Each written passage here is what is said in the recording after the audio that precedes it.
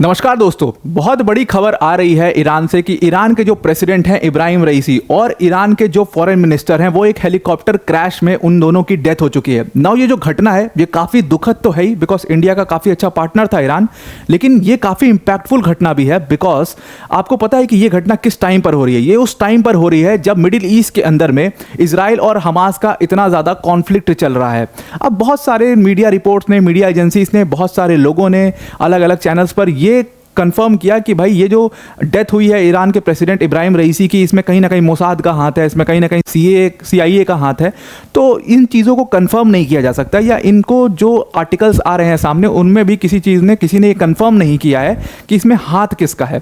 बहुत हद तक अगर ईरान के मीडिया रिपोर्ट्स की माने तो ईरान की अगर फॉरेन मिनिस्ट्री की माने, जो ऑफिशियल इंफॉर्मेशंस आई हैं उनका साफ साफ कहना यह है कि ये जो हेलीकॉप्टर क्रैश हुआ है ये ड्यू टू वेदर कंडीशंस हुआ है। वहाँ पर काफ़ी माउंटेनियस रीजन था, फॉग काफ़ी था, और ईरान की खैर हिस्ट्री भी रही है, ईरान में कई सारे ऐसे हेलीकॉप्टर क्रैशेस होते रहते हैं। मतलब विथ टाइम आप देखोगे हमेशा आपको सुनने को मिलेगा कभी प्लेन क्रैश हुआ, कभी हेलीकॉप्टर क्रैश हुआ, क्योंकि वहाँ का जो रीजन है वहाँ पर काफ़ी फॉग रहता है और फॉग की वजह से वहाँ पर विजिबिलिटी जो है वो काफ़ी कम हो जाती है, जिस वजह से ये एक्सीडेंट्स होते हैं। और यही रीज़न ईरान की फॉरेन मिनिस्ट्री भी कंफर्म कर रही है कि जो ये हेलीकॉप्टर क्रैश हुआ है उसमें फॉग था माउंटेनियस रीजन में, इसलिए ये हुआ है। बट जो ये घटना है उसमें जो मोसाद और CIA का हाथ बचाया जा रहा है, इस वाली पॉसिबिलिटी को भी हम देखेंगे इस वीडियो के अंदर में। और मैं आपको सिर्फ और सिर्फ आर्टिकल्स, जो पुख्ता रिपोर्ट्स हैं वो आपके सामने रखूंगा, अपनी तरफ से बना करके इसमें कुछ भी नहीं बोलूंगा। आप खुद जज कर लेना कि क्या हो सकता है, क्योंकि वो सारी चीज़ें मैं आपके सामने निकाल करके रख दूंगा कि इब्राहिम रईसी की पॉलिटिकल स्टेचर क्या था, इंटरनल पॉलिटिक्स में उनका हाथ कैसा था, जियोपॉलिटिक्स पर वो किस तरीके से चीज़ों को मैनेज कर रहे थे। तो इसमें आपको बहुत क्लियरली समझ में आ जाएगा कि क्या हुआ है, और ना मुझे बोलने की ज़रूरत पड़ेगी, आपको फिर भी ये चीज़ें समझ में आ जाएंगी। अभी हुआ क्या है एग्जैक्टली कि जो हेलीकॉप्टर क्रैश हुआ है वो हैवी फॉग की वजह से हुआ, जैसा कि मैंने आपको बताया, और वो ईस्ट अजरबैजान के एरिया में हुआ है। ईस्ट अजरबैजान का एरिया, क्योंकि अजरबैजान में इन्होंने विजिट किया था इब्राहिम रईसी ने। अब अजरबैजान से अच्छे रिलेशन हैं ईरान के, तो वहाँ पर इन्होंने विजिट किया था, वहाँ के प्रेसिडेंट, अजरबैजान के प्रेसिडेंट से मिल करके, और वहीं से वापस लौट रहे थे, तब ये घटना अचानक से हो गई। एग्जैक्टली पहले क्या हुआ कि कल शाम के टाइम पर इनका हेलीकॉप्टर जो है वो गायब हो जाता है बिल्कुल, और कोई उससे सिग्नल कनेक्ट नहीं हो पाता है, कोई कनेक्शन नहीं हो पाता। हालांकि सिग्नल्स आ रहे थे लेकिन कोई बोल नहीं रहा था वहाँ से, तो वो कनेक्शन नहीं हो पा रहा था। तो पहले ईरान की जो मिलिट्री है उसने रेस्क्यू ऑपरेशन शुरू किया कि हेलीकॉप्टर गया कहाँ, क्योंकि प्रेसिडेंट का, और ये कॉन्वॉय था पूरा, 2 हेलीकॉप्टर्स के कॉन्वॉय थे, और दोनों हेलीकॉप्टर्स जो हैं वो गायब हो जाते हैं। तो मिलिट्री पहले खोजती है, उसके बाद जब ये न्यूज़ बाहर आती है तो उसके बाद टर्की अपनी फोर्सेस को भेजता है कि रेस्क्यू ऑपरेशन के लिए हेल्प करने के लिए। इराक जो है वो हेल्प ऑफर करता है, और उसके साथ साथ में फिर रशिया ने भी अपने बेस्ट 47 रेस्क्यूअर्स को इसमें भेजा था, और ये कल शाम से ही ये पूरा रेस्क्यू ऑपरेशन चल रहा था। आज सुबह तक ये रेस्क्यू ऑपरेशन चला, और फाइनली रिपोर्ट्स ये आई कि जो इब्राहिम रईसी हैं उनकी इसमें डेथ हो चुकी है। अब अगर आप एग्जैक्ट मैप के थ्रू ये रीजन देखोगे तो ये ईरान है, और ईरान अजरबैजान का ये बॉर्डर है, और बिल्कुल बॉर्डर के क्रॉस यहाँ पर काफ़ी सारी कॉपर जो है, कॉपर रिजर्व्स भी हैं इस एरिया में, और यहीं पर एग्जैक्टली ये एक्सीडेंट हुआ है। और ये पूरा माउंटेनियस रीजन है, जो कि मैंने आपको स्टार्टिंग फोटो में दिखाया कि कुछ इस तरीके का माउंटेनियस रीजन है, और यहाँ पर फॉग की वजह से विजिबिलिटी बिल्कुल कम है। अगर आप वीडियोस मीडिया पर देख रहे होगे तो वहाँ पर आपको साफ दिख रहा होगा कि फॉग की वजह से बिल्कुल विजिबिलिटी नहीं है। तो बहुत बड़ा कारण ये हो सकता है कि इसी वजह से ये हेलीकॉप्टर क्रैश हुआ हो। लेकिन नाउ अब अगर एग्जैक्टली बात करें तो इब्राहिम रईसी की डेथ के बाद जो वहाँ का कॉन्स्टिट्यूशन ये कहता है कि वाइस प्रेसिडेंट जो है, जिनका नाम है मोहम्मद मुकबर जो हैं वो उनकी जगह पर ले लेंगे, और उसके बाद 5 महीनों के अंदर में वहाँ पर चुनाव करवाए जाएंगे, और फिर जो प्रेसिडेंट चूज होके आएगा। नाउ इंपॉर्टेंटली ये मोहम्मद मुकबर जो है वो बहुत इंपॉर्टेंट फिगर नहीं है ईरान की पॉलिटिक्स के अंदर में एज बिग एज इब्राहिम रईसी। तो ऑब्वियसली जो 5 महीने में जो इलेक्शंस होंगे उसमें कोई एक वेटरन लीडर चुन करके वहाँ का प्रेसिडेंट बनेगा।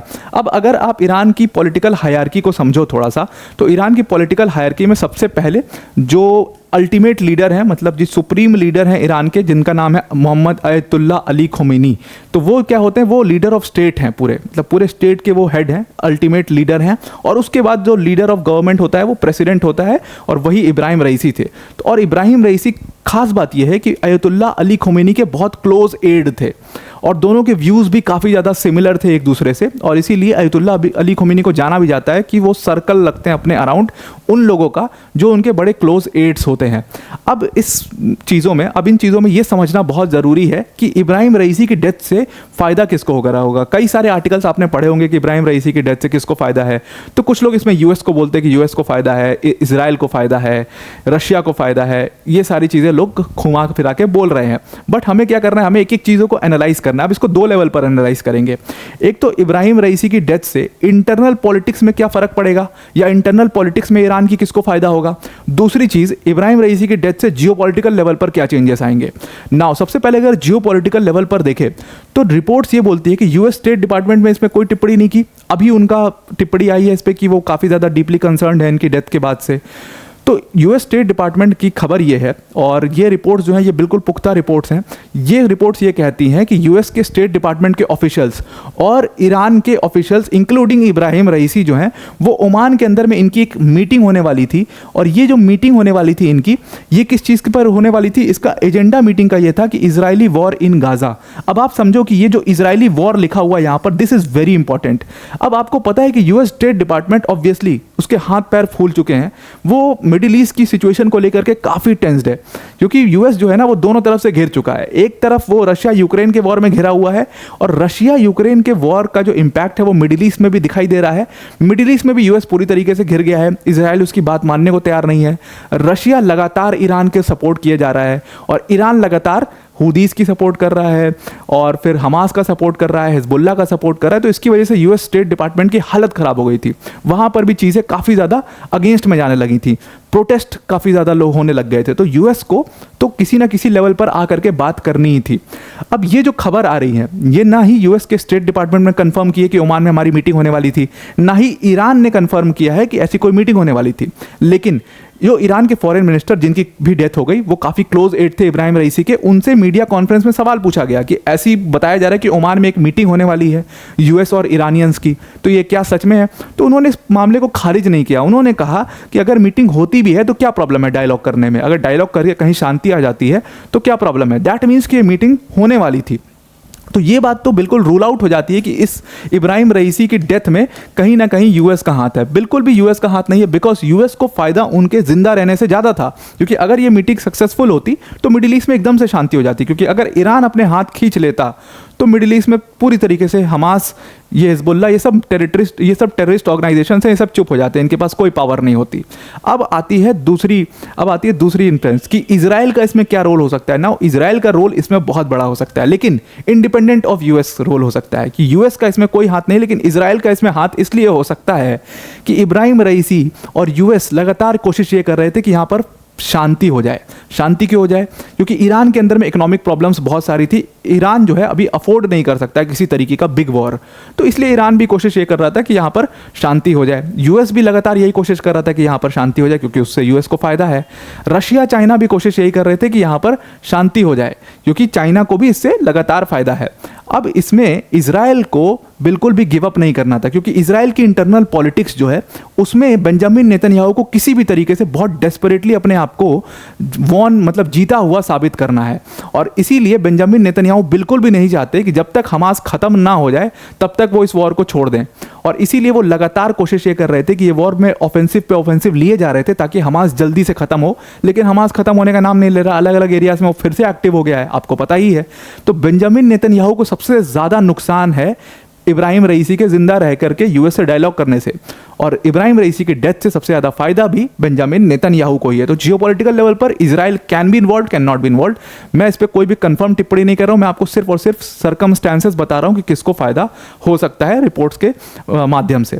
नाउ अगर आप इंटरनल पॉलिटिक्स में देखो तो इब्राहिम रईसी जो थे ना वो एक बड़े की फिगर थे, और जुडिशरी में इनका काफ़ी ज़्यादा हाथ था पहले, और जुडिशरी के बाद इन्होंने फॉरेन पॉलिसीज़ को डिज़ाइन करने में बहुत ज़्यादा हेल्प की। इसीलिए फॉरेन मिनिस्टर और प्रेसिडेंट इब्राहिम रईसी दोनों को आप हमेशा साथ में देखोगे। दोनों आप समझ लो एकदम जय वीरू वाली दोस्ती थी दोनों की। तो ये काफ़ी बोला जाता है कि ईरान की जो आज की फॉरेन पॉलिसी है उसमें बहुत बड़ा हाथ इब्राहिम रईसी के थॉट प्रोसेस का था। अब जब इलेक्शंस हुए थे तो इब्राहिम रईसी जीते थे और बहुत रिकॉर्ड लो टर्नआउट से वो जीते थे, और जितने भी पुराने वेटरन पॉलिटिशियंस थे उनको इसमें एक्सक्लूड कर दिया गया था, और अयतुल्ला अली खोमेनी का काफ़ी हाथ भी था इनके ऊपर, इब्राहिम रईसी के ऊपर, तो इनको तो बनना ही था प्रेसिडेंट। तो ये प्रेसिडेंट बन गए थे, लेकिन कई सारे जो पुराने पॉलिटिशियंस थे वो काफ़ी नाराज़ थे इब्राहिम रईसी से, बिकॉज इनकी पॉलिसीज से वो अपना वास्ता नहीं रखते थे, क्योंकि उन लोग का ये कहना था कि भाई ईरान की सिचुएशन इतनी ख़राब है, तो ईरान की सिचुएशन, इकोनॉमिक सिचुएशन को सही करने के लिए हमें सबसे पहले यूएस सैंक्शंस को हटवाना पड़ेगा, और उसके लिए हमें यूएस और यूरोप के साथ में डायलॉग करना चाहिए, बातचीत करनी चाहिए, ताकि ये सैंक्शंस किसी भी तरीके से लिफ्ट हो जाएं। अब हुआ क्या था ना कि 2015 में joint comprehensive plan of action JCPOA के बारे में मैं आपको कई बार बता चुका हूं। तो JCPOA का जैसे ही मेंबर बना, जैसे इस पर साइन किया ईरान ने joint comprehensive plan of action पर, तो ईरान के ऊपर से कुछ सैंक्शंस को हटा लिया गया, कुछ सैंक्शंस को ईज कर दिया गया। तो ऐसे हेल्प की गई थी ताकि ईरान की इकोनॉमी थोड़ी ठीक हो पाए। अब इसके बाद क्या हुआ था कि जो इब्राहिम रईसी थे उन्होंने कहा था कि भाई इन वेस्टर्न कंट्रीज पे भरोसा मत करो, ये अभी सैंक्शंस हटा रहे हैं, फिर से लगा देंगे। और एग्जैक्टली जो उन्होंने कहा था वही चीज़ हुई। साल 2018 के अंदर में डोनाल्ड ट्रंप आए और उन्होंने इसको कैंसिल कर दिया, और उन्होंने सारे सैंक्शंस दोबारा से ईरान के ऊपर लगा दिए, और ईरान की जो इकोनॉमिक कंडीशन थी वो और ख़राब होनी शुरू चली हो गई। तो उसके बाद इब्राहिम रईसी ने सीधा सीधा इसमें कहा कि भाई आपने देख लिया क्या असर हुआ इनके ऊपर बिलीव करने का, और फिर से वो पूरी तरीके से रशिया और चाइना की तरफ अलाइन हो जाते हैं, चाइना को एंट्री देते हैं मिडिल ईस्ट में। ईरान वाज द कंट्री जिसने चाइना को एंट्री दी मिडिल ईस्ट के अंदर में थ्रू अजरबैजान, और उसके बाद रशिया को भर के शाहिद ड्रोन्स दिए जो कि उसने यूक्रेन के अंदर में यूज़ किए, जिसकी वजह से यूएस काफ़ी नाराज़ था ईरान के ऊपर। तो ये सारी चीज़ें इंटरनल पॉलिटिक्स में चल रही थी, और जो वेटरन पॉलिटिशियंस हैं, जो कि पुराने पॉलिटिशियंस हैं, वो बिल्कुल भी इब्राहिम रईसी को लाइक नहीं करते थे। तो इंटरनल पॉलिटिक्स में भी इब्राहिम रईसी की काफ़ी ज़्यादा मुखालफत थी ईरान के अंदर में। तो now this can be both ways कि इंटरनल पॉलिटिक्स का कोई फ़र्क पड़ सकता है, उनको इससे फ़ायदा हो सकता है, और जियो पॉलिटिकल लेवल पर इनसे इजराइल को फ़ायदा हो सकता है। तो आई होप आपको ये पूरा आर्टिकल समझ में आ गया होगा। वीडियो को एंड करने से पहले एक बहुत छोटी सी अनाउंसमेंट है अनअकैडमी टीम की तरफ से, दैट अनअकैडमी टीम ने अपने वर्ल्ड अफेयर्स के व्यूअर्स की ऑडियंस के लिए एक घंटे का मास्टर क्लास निकाला है जियो पॉलिटिक्स के ऊपर में। और ये जो मास्टर क्लास है ये लाइव होने वाला है, जिसमें काफ़ी इंटरेक्शन भी होगा। ये मास्टर क्लास मैं ही कंडक्ट करने वाला हूँ। 21 मई को शाम को 7 बजे ये मास्टर क्लास लाइव होगा। इसमें हम काफ़ी डिटेल में एक घटना को काफ़ी डिटेल में डिस्कस करेंगे, कोल्ड वॉर के जियो पॉलिटिक्स के बारे में, फिर जियो पॉलिटिक्स से हम जियो इकोनॉमिक्स पर कैसे शिफ्ट हो गए वो चीज़ें भी डिस्कस करेंगे। और उसके बाद जो नया वर्ल्ड ऑर्डर है, जो आज आप वर्ल्ड ऑर्डर देख रहे हो, जिसकी बात अभी हम कर रहे थे, वो किस तरीके से इफेक्ट होता है, किस तरीके से बना है जो नया वर्ल्ड ऑर्डर है, उसमें जियो पॉलिटिक्स कोल्ड वॉर का क्या रोल है, ये सारी चीज़ें हम काफ़ी डिटेल में डिस्कस करने वाले हैं। सिंपली आपको क्या करना है, ये जो पूरा लाइव सेशन होगा ये अनअकैडमी के प्लेटफॉर्म पर होगा, फ्री ऑफ कॉस्ट है रजिस्ट्रेशन, कोई पैसा आपको नहीं देना है। सिंपली आपको डिस्क्रिप्शन में जाना, एक लिंक हमने दिया है, वहाँ पर जाकर के लिंक पर क्लिक करिएगा और वहाँ पर आप फ्री ऑफ कॉस्ट रजिस्टर कर लीजिएगा, और 21 मई को 7 बजे हमारे साथ जरूर से जरूर जुड़िएगा। तो आई होप आपको ये पूरा आर्टिकल समझ में आ गया होगा। आज के लिए इतना ही। Thank you and have a nice day.